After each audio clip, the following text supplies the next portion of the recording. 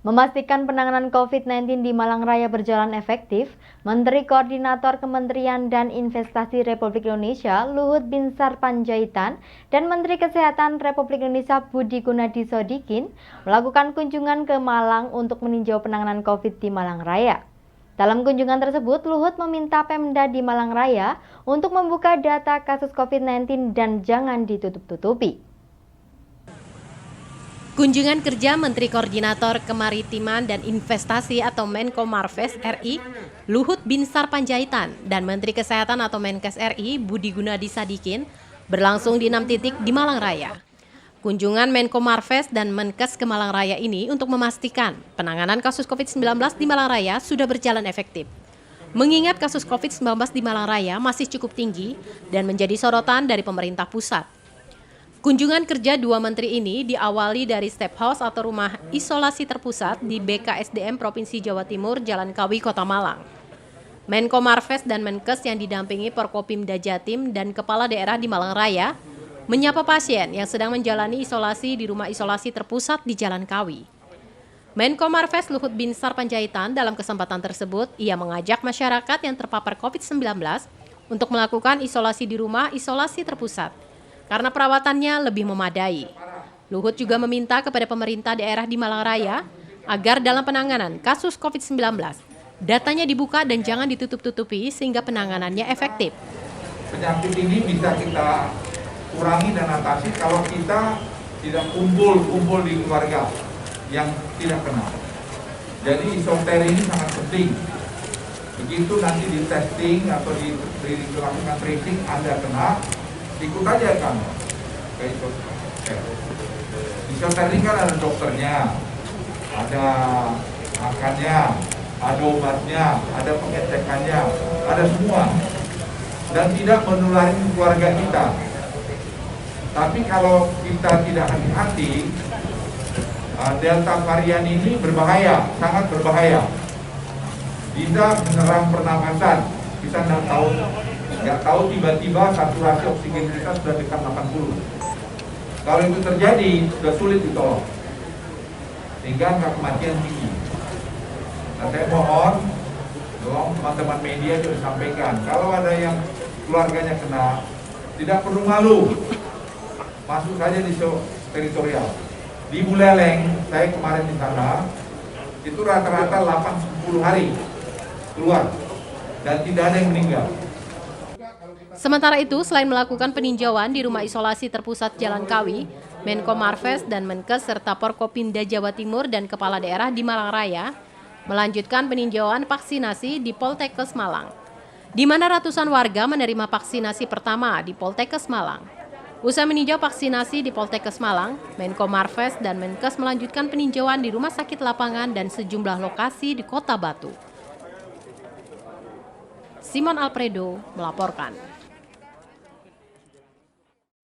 Untuk mendukung program pemerintah dalam mencegah penyebaran virus COVID-19 di tanah air, pada masa pemberlakuan pembatasan kegiatan masyarakat atau PPKM level 4, Kodim 0818 Malang Batu bersama Dinas Kesehatan menggelar serbuan vaksin dengan menyasar 1.000 warga di Kota Batu. Untuk mencapai terbentuknya herd immunity atau kekebalan kelompok, Kamis siang jajaran Kodim 0818 Malang Batu bersama Dinas Kesehatan Kota Batu menggelar vaksinasi massal dengan sasaran 1.000 warga umur 18 tahun ke atas. Vaksinasi massal yang digelar Kodim 0818 Malang Batu dilaksanakan di 3 tempat di wilayah Batu, Jawa Timur ini, yakni di Taman Rekreasi Slekta, Museum Bagong, dan Rumah Dinas Wali Kota Batu dengan menerjunkan 50 tenaga vaksinator gabungan dari TNI Polri dan Dinas Kesehatan. Adapun vaksin yang disuntikan terhadap peserta vaksin dari umur 18 tahun ke atas dosis pertama ini jenis vaksin Sinovac. Dandim 0818 Malang Batu, Letnan Kolonel Yusuf Dodi Sandra menjelaskan, program vaksinasi massal ini bertujuan untuk membentuk herd immunity atau kekebalan kelompok dengan target 70% dari jumlah penduduk dalam satu daerah. Target tersebut agar tercapai harus didukung pula dengan ketersediaan vaksin oleh penyedia vaksin, dikarenakan antusias warga untuk menjalani vaksin sangat tinggi. Selain itu, untuk mempercepat capaian target diharapkan masyarakat proaktif untuk mendaftarkan diri jadi peserta vaksin. Hingga kini, serbuan vaksin yang dilakukan Kodim 0818 Malang Batu bersama TNI dan Dinas Kesehatan mencapai 41.000 warga atau 20% dari jumlah penduduk yang ada di Kota Batu. Target hari ini yang di Kota Batu kami membantu 1.000 dosis Mas untuk pelaksanaan kegiatan vaksin.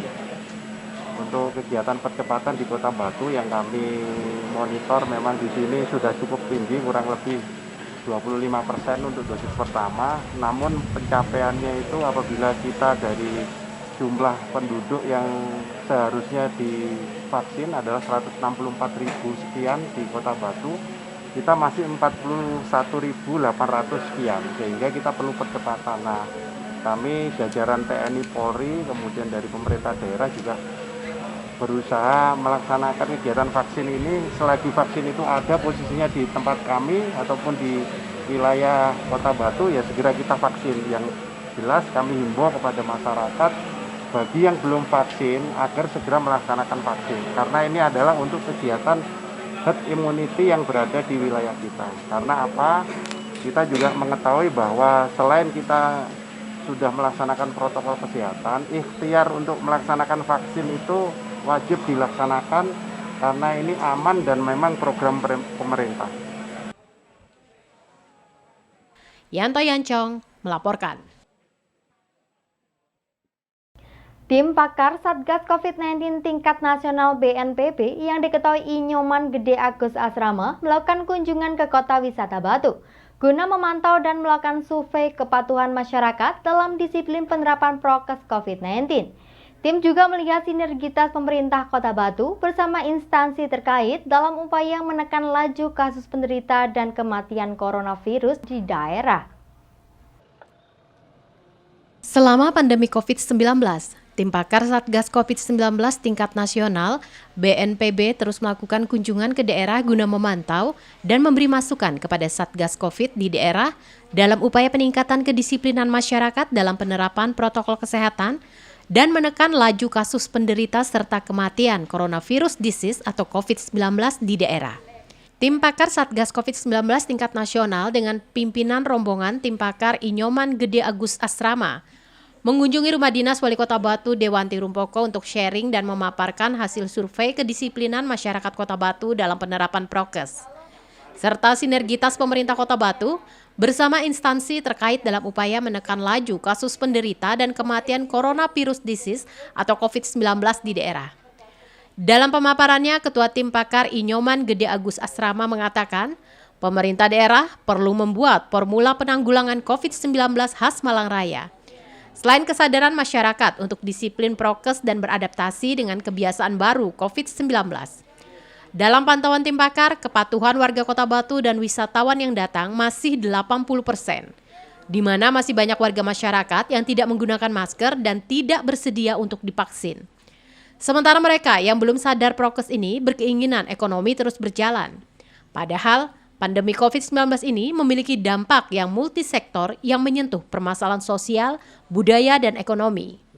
Inyoman Gede Asrama menambahkan tim pakar sudah memiliki data lengkap.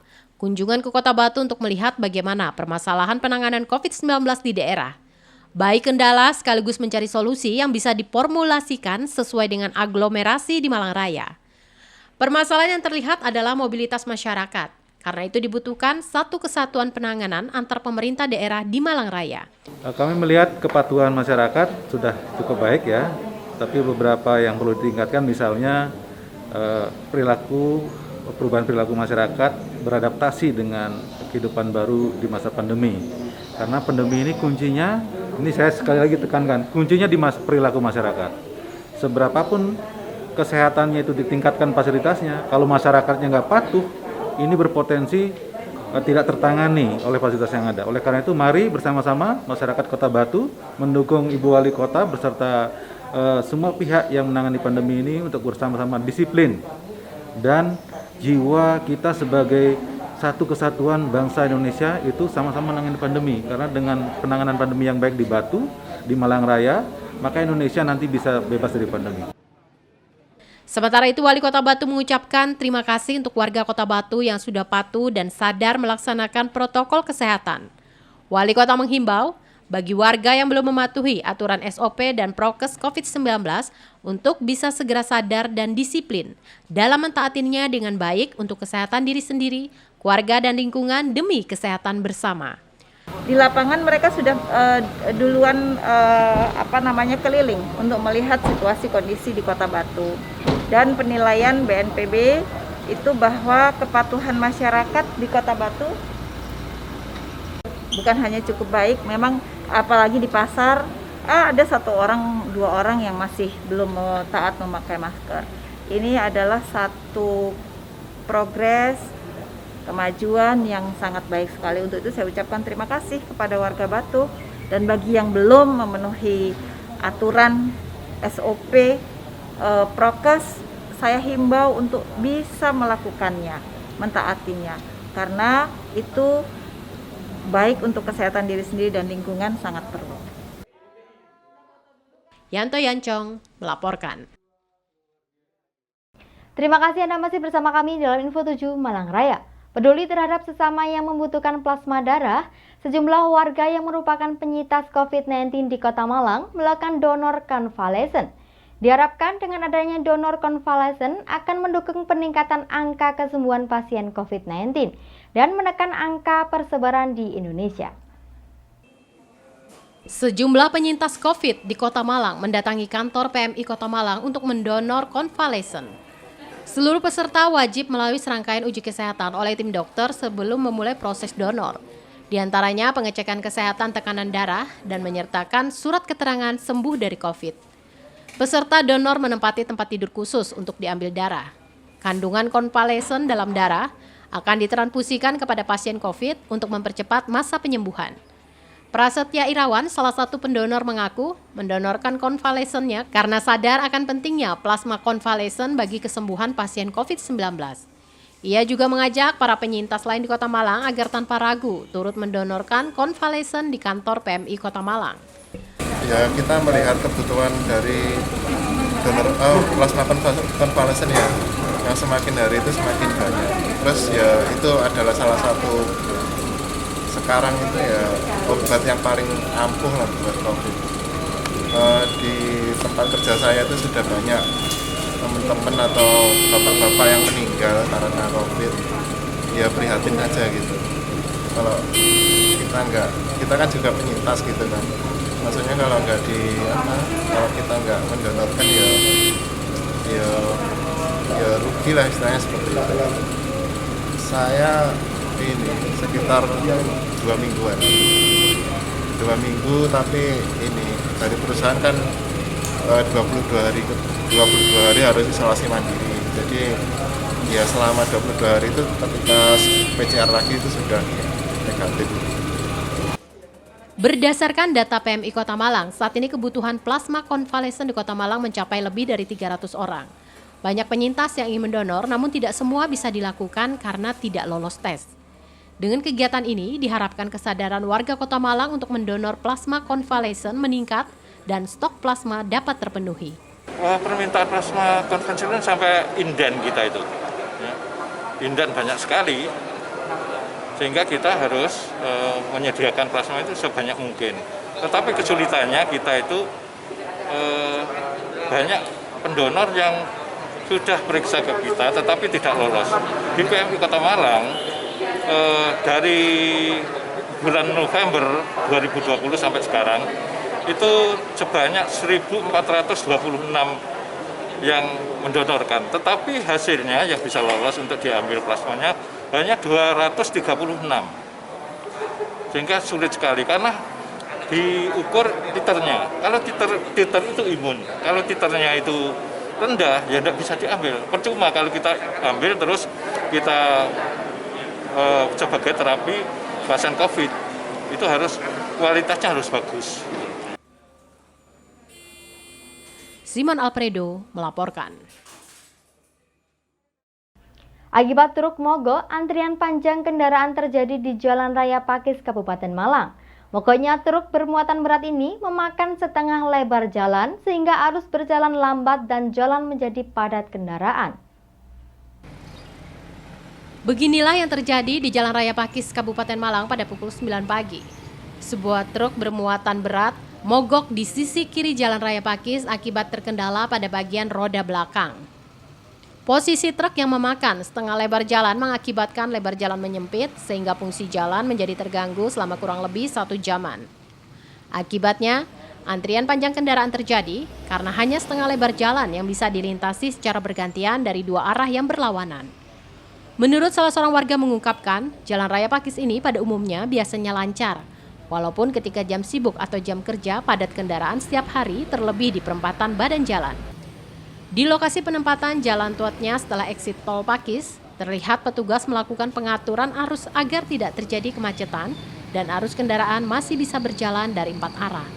Terlebih cukup banyak kendaraan besar pengangkut tebu yang melintas. Kepada awak truk, baik sopir maupun kondektur dihimbau untuk selalu memeriksa kelayakan kendaraan sebelum berangkat. Terlebih ketika membawa muatan berat untuk meminimalisir kejadian serupa terjadi. Lancar, mungkin ini ada kendaraan berat, ya? kuat mungkin mogok atau kerusakan gitu ya. Tapi ini kendaraan ini sering ya Pak? Kendaraan berat sering lewat sini Pak ya? Oh, sering, saben hari. Saben hari Pak ya? Ya, muat pasir itu Mas. Ya, yang tebu juga mulai banyak Pak ya?